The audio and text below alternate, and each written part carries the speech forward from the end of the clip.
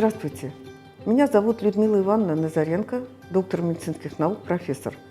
Я являюсь преподавателем колледжа бодибилдинга и фитнеса имени Бена Вейдера. Разговор сегодня пойдет о том, как можно с помощью питания отодвинуть старость. Питание против старения. Но прежде чем говорить о питании, давайте посмотрим, а как же классифицируются люди по возрастам. Возраст 18-44 года – это молодые люди. 45-59 – это лица среднего возраста. 60-74 года – пожилые. 75-89 лет – старые. И 90 лет и больше – это долгожители. Эта классификация давно была принята, и она принята во всем мире. Но это классификация паспортного возраста. А существует еще так называемый биологический возраст. Мы все знаем, что человек в 50 лет может выглядеть как старик и чувствовать себя как старик. И в 70 лет может выглядеть молодо, радоваться жизни, любить, работать и так далее. Так вот, как сделать так, чтобы эту старость отодвинуть по возможности? Безусловно, наступление старости зависит от генетических факторов, от образа жизни и многих других, от подвижности. Но и питание играет очень важную роль в этом плане. Давайте посмотрим на принципы питания, которые важны для профилактики старения. Это баланс эссенциальных нутриентов, то есть незаменимых. Это белки, жиры, углеводы, витамины, минералы. Это противовоспалительное действие диеты. Это низкий гликемический индекс и гликемическая нагрузка рациона. Использование пробиотиков, то есть продукты, которые способствуют росту своей микрофлоры и обогащены полезной микрофлорой. Наличие в пище антиоксидантов, антимутагенов. И, наконец, профилактическая направленность питания. Мы знаем, какие заболевания наиболее часто развиваются в пожилом возрасте, и, конечно, мы можем что-то делать, чтобы они по возможности либо не развивались, либо хотя бы как можно позже. Конечно, желательно учитывать генотип человека. Одним из важнейших профилактических факторов является борьба с ожирением, профилактика ожирения. И для этого мы должны уметь правильно рассчитать энергетическую ценность рациона. От чего зависит количество энергии, потребляемое человеком? Ну, от пола зависит, от роста, от массы тела и от возраста, а также характер профессии, ну и образ жизни, то есть что после работы человек делает. Он в спортивный зал идет или он отдыхает в кресле. Надо сказать, что с возрастом уменьшается мышечная масса, этот процесс называется саркопения, и увеличится количество жировой ткани. В связи с этим уменьшается интенсивность основного обмена и, соответственно, потребность в энергии. Ну, существуют различные данные литературы. Ну, в частности, говорят о том, что после 50 лет ежедневная потребность в калориях снижается на 10% за каждое последующее десятилетие. Другие источники говорят о том, что в пожилом возрасте, вот 61-74 года, энергоемкость должна снижаться на 21% по сравнению с молодым возрастом, а другие авторы говорят о том, что на 31% у людей старше 75 лет. Умеренное снижение калорийности, соответствующее возрасту человека, прекрасно может профилактировать развитие атеросклероза и ишемической болезни сердца. И вот на данном слайде представлено два исследования, на самом деле их много. Это Нью-Йоркский антикоронарный клуб, в котором соблюдалась диета, длительно соблюдалась диета калорийностью 1600 килокалорий с резким ограничением жиров. При этом заболеваемость ишемической болезнью сердца снизилась в 3,5 раза.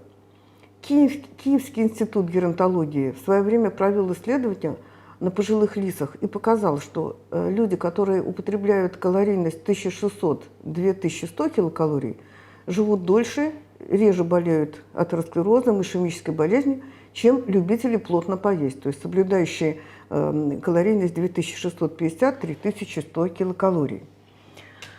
Вот на этом слайде я представила теоретический расчет, который мы можем произвести для практически каждого человека. Но этот расчет наглядно демонстрирует, насколько важен возраст в плане потребности в энергии. Допустим, это женщина весом 60 килограммов, ростом 160 сантиметров, и она работник умственного труда. Коэффициент физической активности 1,4. По любой формуле, которая вам нравится, в частности, по формуле можно Харриса Бенедикта или Мифлина Стенджера, мы определяем основной обмен этой женщины. В данном случае используется формула Харриса Бенедикта. Мы подставляем ее вес 60 килограммов, формулу, мы подставляем ее рост и возраст 20 лет. И находим, что основной обмен такой женщины 1429 килокалорий. Умножить на коэффициент физической активности, мы получаем цифру 2000 килокалорий. То есть эта женщина в возрасте 20 лет должна получать примерно 2000 килокалорий. Та же самая женщина, но в 50 лет. Мы подставляем цифру 50 в таблицу, формулу, простите, и получаем уже калорийность общую 1800 килокалорий. Представим себе, что эта женщина 80 лет продолжает работать и двигаться так же, как двигалась. Вместо цифры 50 мы подставляем 80. И калорийность этого рациона уже 1600 килокалорий. Конечно, 80 лет трудно себе представить, что коэффициент физической активности останется тот же самый, 1,4. Скорее всего, он будет 1,3, 1,2. То есть в реальной жизни это даже будет меньше, чем 1600 килокалорий. То есть мы видим, как теоретически здоровая женщина с каждым десятилетием, с каждым годом должна меньше и меньше получать энергии. В свое время на кафедре гастроэнтерологии и диетологии под руководством профессора Барановского было проведено исследование на пожилых людях. И одни соблюдали более или менее стандартную такую диету по калорийности, а другие переедали, слишком любили много поесть. И оказалось, что биологический возраст вот в группе контроля превышает паспортный значительно. Разница достаточно существенная с группой контроля. То есть эти люди выглядят более старо, и по состоянию здоровья они тоже чувствуют себя гораздо хуже. Не секрет, что лечебное голодание обладает прекрасным омолаживающим действием. Что при этом происходит? Очищение организма от радионуклидов, ксенобиотиков и других вредных веществ.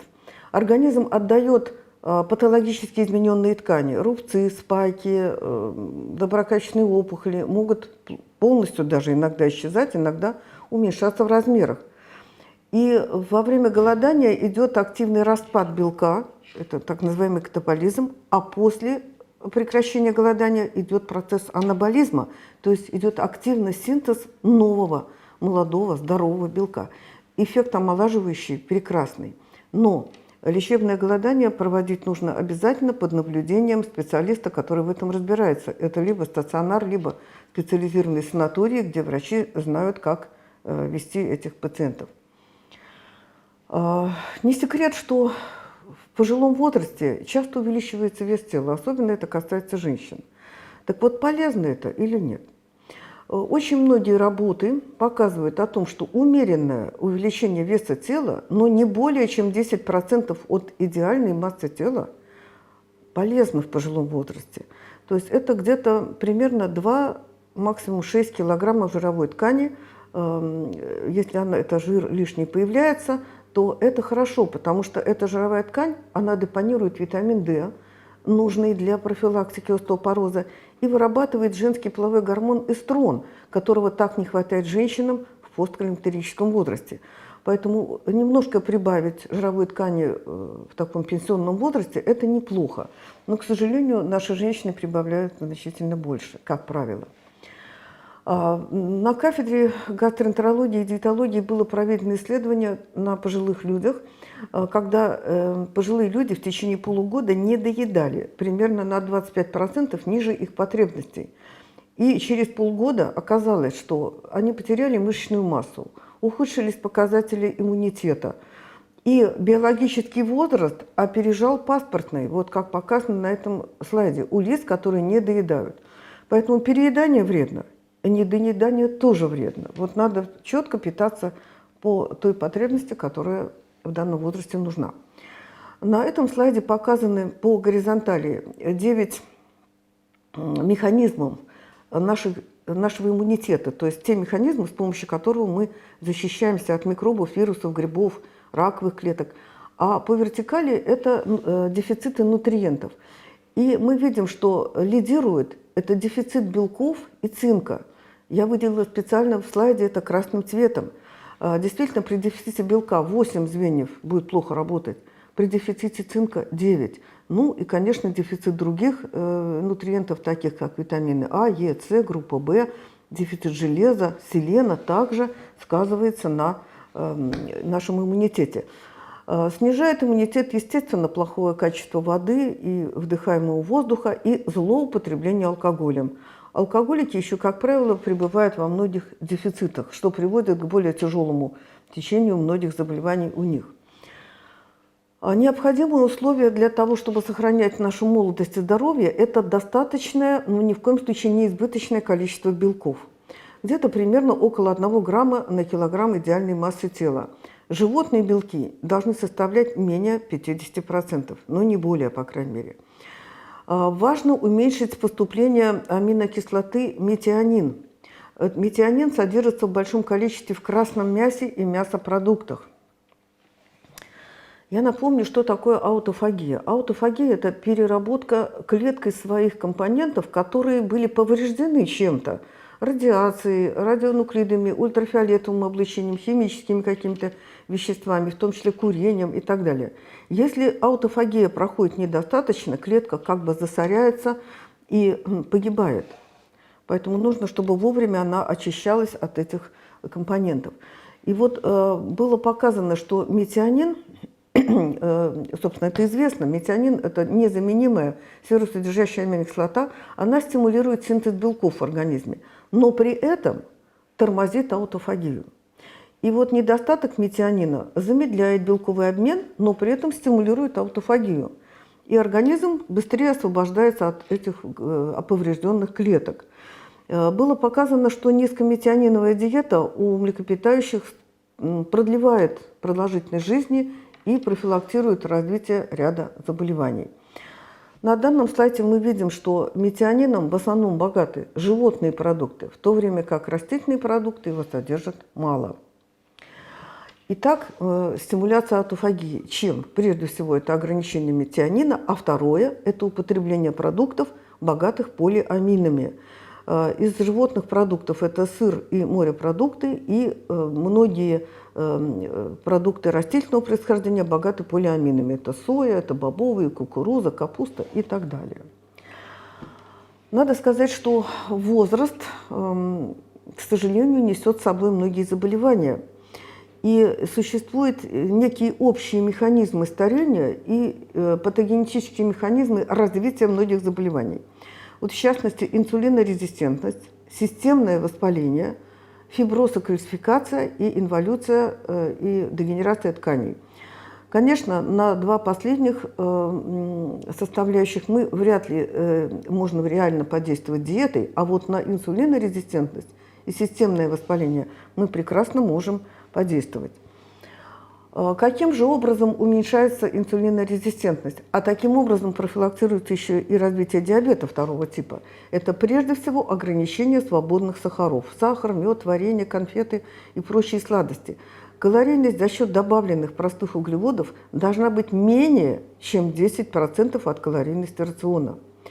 Естественно, нужно уменьшать массу тела при ее избытке и контролировать гликемический индекс, и особенно гликемическую нагрузку рациона. Она не должна превышать 100 единиц в сутки, а лучше, чтобы это было меньше 80 единиц. Ну, продукты с высокой гликемической нагрузкой – это все сладости, а также картофель, полированный рис, вареные свекла, вареная морковь. Что касается уменьшения системного воспаления, это тоже очень важный момент. Даже атеросклероз развивается тогда, когда есть воспаление. Показано, что можно иметь повышенный уровень холестерина, сахара крови, но при этом нет воспалительного синдрома и бляшки не образуются атеросклеротические. Поэтому плюс суставы, которые артрозы, да, они могут превращаться в артрозы, артриты, то есть воспаление суставов. Как мы профилактируем воспаление? То же самое: ограничение простых углеводов, ограничение поваренной соли, не более чем 6 граммов в сутки, обогащение рациона омега-3 полиненасыщенными жирными кислотами, это жирные сорта рыбы, это морепродукты, это ряд растительных масел, такие как соевое, оливковое, конопляное, из грецких орехов, льняное. Достаточное количество противовоспалительных полифенолов, которые мы получаем из фруктов, ягод и зелени. Надо сказать, что в пожилом возрасте имеется более длительное депонирование и медленное выведение различных вредных веществ из организма, ксенобиотиков, радионуклидов и так далее. Вот показано, что скорость выведения радионуклидов в 60 лет замедлена на 30% по сравнению с молодым возрастом, а дальше каждое десятилетие еще на 15%. Поэтому важно, чтобы в рационе людей, которые приближаются к пожилому возрасту и в него вступили, обязательно были продукты, источники пектина и клетчатки. То есть это фрукты, овощи, ягоды. Количество пищевых волокон 25-35 граммов в сутки. В начале 20 века наш великий ученый Илья Ильич Мечников показал роль кисломолочных продуктов в поддержании нормальной микрофлоры кишечника и в поддержании здоровья и молодости человека. То есть омолаживающий эффект кисломолочных продуктов никем не оспаривается. Поэтому очень полезно в рацион включать такие кисломолочные продукты, как активия, лактогеровид, геролакт, да и просто кефир, ряженку и так далее.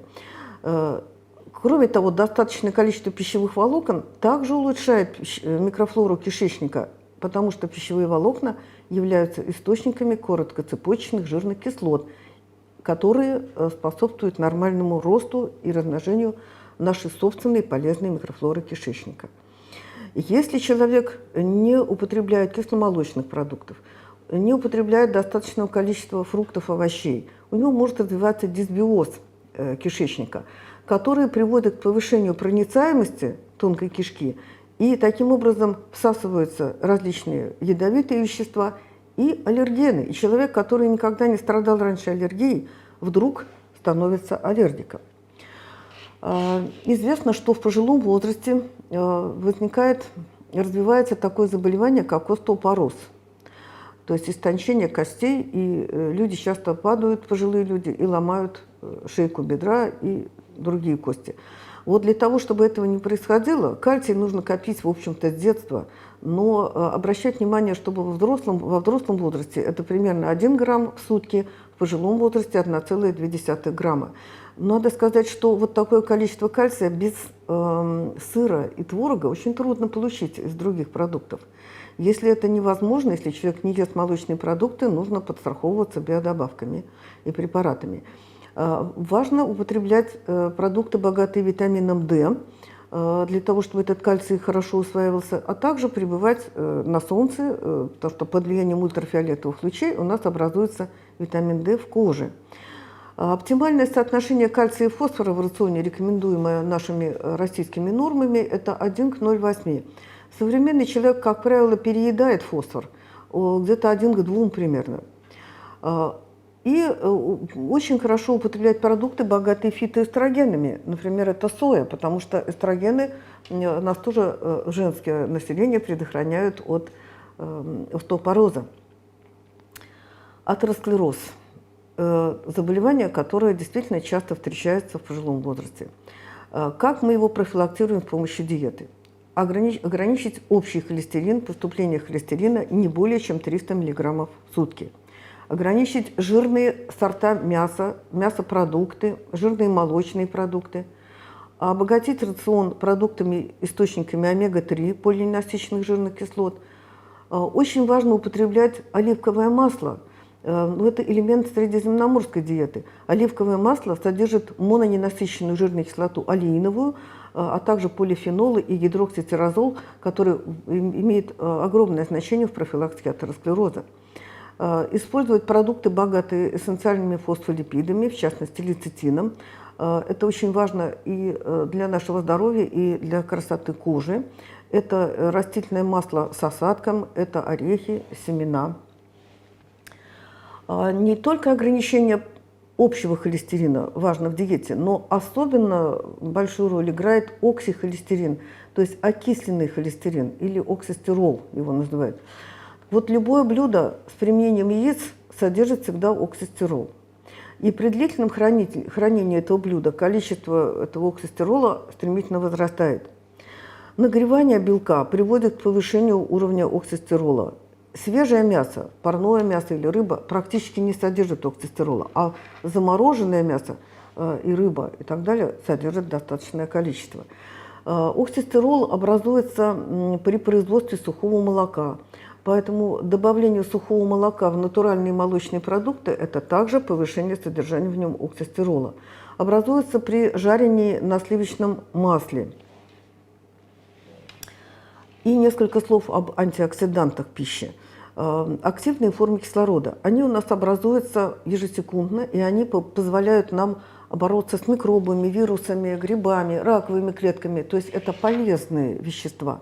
Но они должны разрушаться, и для этого у нас существует антиоксидантная система. Если антиоксидантная система не успевает вовремя разрушать активные формы кислорода, они накапливаются, и уже начинается их вредное действие. Развивается ряд заболеваний и быстрое старение организма. Поэтому, чтобы этого не происходило, мы должны обязательно получать с пищей антиоксиданты. Лидерами по содержанию антиоксидантов являются ягоды и фрукты, а среди ягод это клубника и черника, среди фруктов это красные яблоки и слива. А также пряности в этом плане очень полезны, ряд овощей, какао-бобы, кофе, чай, особенно зеленый чай, и вина, и особенно красное сухое вино. Антиоксиданты, которые представлены вот на этом слайде, их много, как вы видите, здесь и антиоксиданты вина, и чая зеленого и так далее, они же являются и антимутагенами, то есть они препятствуют мутациям. Что такое мутация? Это появление раковых клеток. Важное направление в питании в пожилом возрасте – это щелочная направленность питания. Надо сказать, что современный человек, он часто закислен, потому что это мясохлебный стиль питания. А вот стиль такой молочно-растительный – это ощелачивающее питание. И для женщин очень важно, чтобы были фитоэстрогены. Это прежде всего соевые продукты, это уменьшение проявления климактерического синдрома. Давайте посмотрим, как нутриенты влияют на продолжительность жизни. Вот в этой таблице мы видим сахара ускоряют старение, галактоза, фруктоза, глюкоза, потребляемые сверх меры, а наоборот профилактируют старение триголоза. Это дисахарид, который содержится в грибах. Жиры ускоряют старение трансизомеры жирных кислот, это маргарины, насыщенные жиры, ПНЖК, омега-6 и холестерин. А увеличивает продолжение жизни – это короткоцепочечные жирные кислоты. Среди минералов избыток железа, кальция, меди и марганца может ускорять старение. А увеличивает продолжение жизни – это калий, литий, селен, магний и хром. Аминокислоты, которые ускоряют старение – это метионин и триптофан, а глицин, наоборот, нас омолаживает. Витамины группы В, витамин D, К, естественно, увеличивают продолжительность жизни. И, наконец, пищевые волокна и пробиотики. Это вот пектин, а это источники, это ягоды, фрукты, овощи, и инулин, который способствует росту нормальной микрофлоры. Это пребиотик. Диетическая профилактика старения. Вот какие общие рекомендации мы можем дать людям, которые обратились к нам с этим вопросом? Уменьшить калорийность рациона в соответствии с возрастом. Уменьшить потребление метионина, то есть это диета близкая к вегетарианской. Контролировать гликемический индекс и гликемическую нагрузку, то есть количество поедаемого сахара, глюкозы, фруктозы. Употреблять обязательно оливковое масло. Ограничить потребление красного мяса, мясопродуктов не более чем 70 граммов в сутки. Восполнять содержание магния, магнием богатые орехи, греча, бобовые. Употреблять продукты, богатые полиаминами, употреблять кисломолочные продукты обязательно, которые способствуют нормализации микрофлоры кишечника, включать в рацион ягоды, фрукты и овощи. Это источник антиоксидантов, калия, пищевых волокон. Исключить жареные, копченые продукты, продукты длительного хранения. ограничить количество соли, животных жиров, холестерина и особенно оксистеролов и пользоваться биологически активными добавками к пище. Ну и в завершение, какие же еще факторы могут продлить нашу жизнь, кроме диеты? Счастливый брак – дополнительно 5 лет, наличие домашнего животного – 4 года, полноценный сон – 5 лет, регулярный секс – 7 лет, проживание в высокогорной местности – 12 лет. Ну, в высокогорной местности далеко не все проживают, а вот оптимистическое отношение к жизни добавляет нам 7,5 лет. Я всем желаю вам здоровья и оптимистического отношения к жизни. Благодарю вас за внимание. Подписывайтесь на канал колледжа имени Бена Вейдера.